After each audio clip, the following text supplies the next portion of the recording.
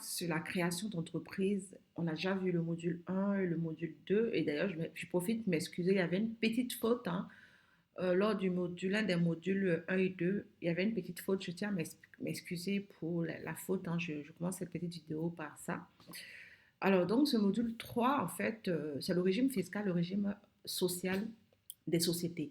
Alors, c'est quoi le but? C'est de faire un choix entre les différents régimes parce que ça va déterminer l'impôt que vous allez payer, que ce soit l'impôt sur la société ou l'impôt sur le revenu. Alors, dans le cours, je vous donne très bien la définition des deux. Qu'est-ce que signifie l'impôt sur la société et qu'est-ce que signifie l'impôt sur le revenu? Et donc, en fait, vous allez faire la différence entre les sociétés à capitaux et les sociétés de personnes. Parce que lorsqu'on crée une entreprise, il faut connaître toutes ces variances, ces différences-là pour pouvoir donc choisir la bonne entreprise pour vous-même. Parce que le but d'une entreprise, c'est de grandir, évoluer et autres. Il y a plusieurs facteurs qui rentrent en compte. Voilà, j'en parle dans le cours où je dis que, par exemple, il faut faire des tests en choisissant une entreprise individuelle, mais il faut aussi avoir une vision plus tard. Quel type d'entreprise vous proposez? Une entreprise à capitaux ou une entreprise de personnes?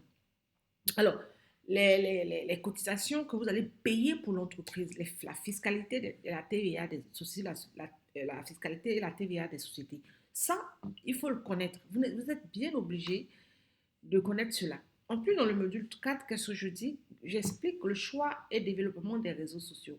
Pourquoi? Parce que euh, ce que vous proposez, en fonction de ce que vous proposez, vous allez faire le choix du réseau social ou les réseaux sociaux qui sont adaptés le plus pour votre entreprise. Et puis, je vous parle des différentes caractéristiques, leurs particularités et autres, ce qui est préférable ou pas. Bien entendu, il y a des évolutions.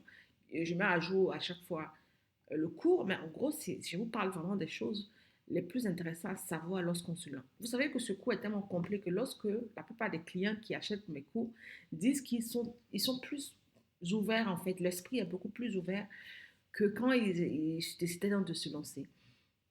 On ne se rend pas compte de ce qu'on ne sait pas quand on crée une entreprise. On ne sait pas ce qu'on ne sait pas réellement. Hein. On pense qu'on sait tout, mais en réalité, il y a tellement de facteurs avant de créer une entreprise qu'il est préférable d'être formé.